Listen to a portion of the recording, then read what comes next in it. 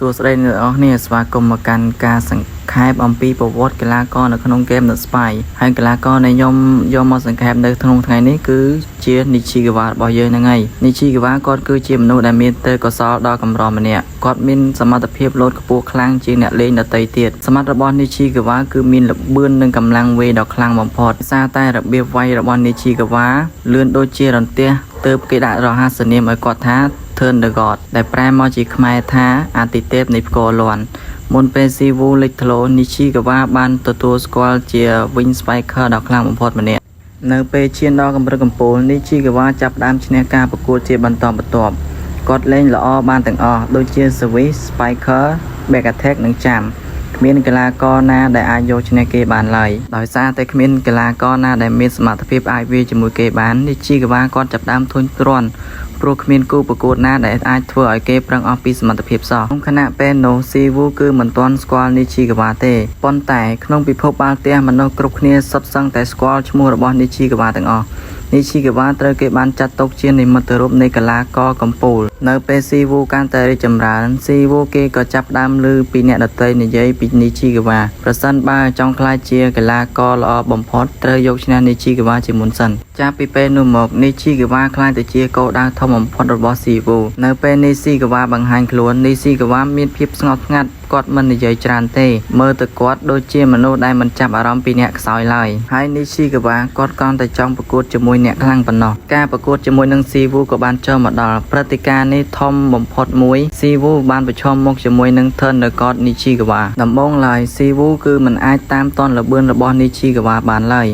ដោយសារតែ Nichigawa មានល្បឿនលឿនថែមទាំងហក់ខ្ពស់សវិសរបស់គាត់ក៏ពិបាកទទួលយកជាពិសេសគឺប្លុករបស់គាត់គឺមិនអាចឆ្លងបានឡើយទោះជាយ៉ាងណាស៊ីវូគឺមិនបោះបង់ការប្រកួតឡើយទោះបីជាចាញ់ក៏ដោយក៏គាត់ត្រូវតែប្រឹងឲ្យអស់ពីសមត្ថភាពចំណុចនេះធ្វើឲ្យ Nichigawa ចាប់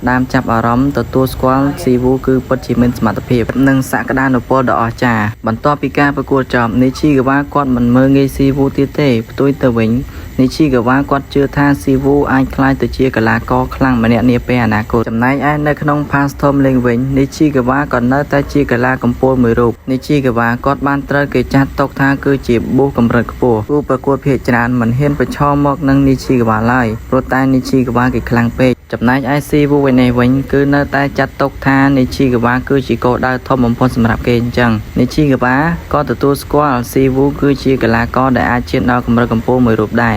ទោះបីជាគាត់មិនសរសើរដោយពាក្យសម្ដីច្រើនក៏ដោយក៏ទទួលស្គាល់ការពិតនេះបង្ហាញថាស៊ីវូអាចរីកចម្រើនយ៉ាងខ្លាំងនៅក្នុង chapter ចុងក្រោយ Nichigawa ក៏នៅតែជាកីឡាករកំពូលម្នាក់អ្នកទាំងអស់គ្នាខ្ញុំសូមសង្ខេបសេចក្តីបន្តិចទៅ Nichigawa គាត់មានរហស្សនាមថា Turn the God តួនាទីរបស់គាត់គឺ Wing Spiker គឺជា WS ហ្នឹងឯងចំណុចខ្លាំងរបស់គាត់គឺមានដូចជាចាំ Spiker Swissនិង power ដ៏អស្ចារ្យបុគ្គលិកលក្ខណៈរបស់ Nichigawa គឺមានភាពស្ងប់ស្ងាត់មានទំនុកចិត្តនិងស្វែងរកគូប្រកួតណាដែលខ្លាំងតែប៉ុណ្ណោះតួនាទីនៅក្នុងសាច់រឿងគឺជាស្តង់ដារកំពូលដែលស៊ីវូព្យាយាមឈានទៅដល់នឹងការប្រកួតដែលជំរុញឲ្យតួអង្គផ្សេងទៀតកាន់តែរីកចម្រើនប្រវត្តិរបស់ Nichigawa គឺមិនមានការបង្ហាញពីភាពបរាជ័យការបញ្ចប់អាជីពរបស់ Nichigawa ហើយក៏មិនទាន់មានback story លម្អិតពីកុមារភាពរបស់ Nichigawa ដែរសូម្បីតែជីវិតសូម្បីតែគ្រួសាររបស់ Nichigawa ក៏គេអត់មានបង្ហាញដែរអញ្ចឹងអ្នកនរគ្នាខ្ញុំសូមអធិស្ឋានផងហើយប្រវត្តិរបស់ Nichigawa គឺមានតែប៉ុណ្ណេះឯងអ្នកនរគ្នាបើចង់ឲ្យខ្ញុំនិយាយអំពីប្រវត្តិកីឡាករណាខ្លះទៀតជួយ comment នៅខាងក្រោមហើយអ្នកអរគ្នាកុំភ្លេចជួយចុច like ហើយនិង subscribe channel YouTube របស់ខ្ញុំអ្នកមួយផងដើម្បីឲ្យខ្ញុំមានកម្លាំងចិត្តធ្វើវីដេអូបន្តទៀតអញ្ចឹងណាអញ្ចឹងជួបគ្នាវីដេអូក្រោយអ្នកអរគ្នាបាយបាយ